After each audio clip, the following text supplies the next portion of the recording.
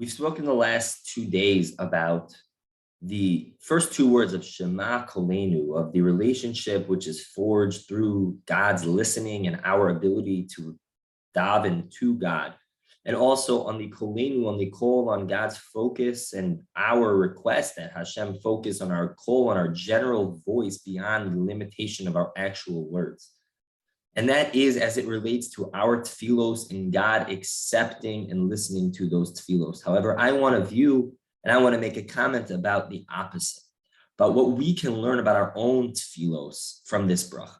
Because in the middle of the bracha, we refer to Hashem and in our request for him to accept our tefillos as ki kel shomea tefillos v'sachanunim ata. You are the God who listens to our tefillos, our prayers, and our tachanunim, our supplications. And what's the difference between that word tefillah and tachanunim, between prayers and supplications? And I think what it means, what perhaps we can suggest, is based off the Mishnah in Avos. The Mishnah in Avos tells us, Al ta'asa tefillascha keva, don't make your tefillah, your prayers, rote, but rather make them like an ani who's mechazer al psachim, like a poor person who is going door to door collecting funds. In other words, the intensity of the prayer is not something which is rote to just go through our tefillos, but also something which we beg, which we offer our own supplications from the depths of our heart. And that Hashem recognizes that difference in our tefillos.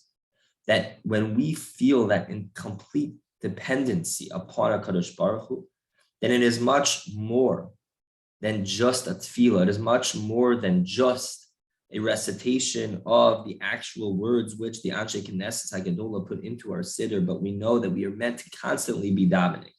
And in line with Rabbi Mateki, what Rabbi Mateki said yesterday about the tefillah, about the kol, the understanding all of our needs, that is also how we can understand about our own tefillos, the depths of this tefillah, the reliance that we have at. That's why perhaps we recite this phrase in the final bracha of the bakashos, of the requests. Because after we have now davened and asked for all of our different needs, and we know that beyond just asking for those needs, we cultivate that relationship, we recognize our reliance in all these areas on HaKadosh Baruch Hu. We now come to the climax of that and we say, ultimately, just listen to everything. Listen to all of our needs. Why? Because you listen to those tefillos, you listen to the supplications, to now that we've just gone through all of those bakashos and requests and focus on understanding of how intensely we are reliant entirely upon you, HaKadosh Baruch Hu. Now we come to you with such a deeper beg, not just the recitation of the text, but a deep beg of listen to our call, listen to all of our needs, because we are so reliant upon you.